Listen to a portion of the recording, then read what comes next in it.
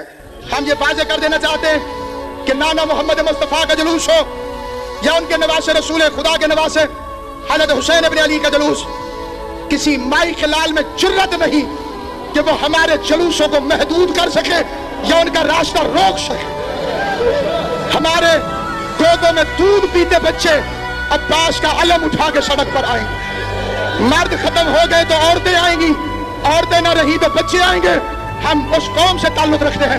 اسی چوک پہ آیا ہوا تھا وہ مومن جس نے اپنی بیٹی کو اپنی جھولی میں اٹھایا ہوا تھا، زیارت کرانے کے لیے قریب جا رہا تھا، بم دھماکہ ہوا، ہاتھوں میں آدھی بیٹی رہ گئی، آدھی بیٹی ہاتھوں سے دھماکے کے ساتھ اڑ گئی۔ لوگ قریب آ کے کہتے تھے بڑا افسوس ہوا ہے۔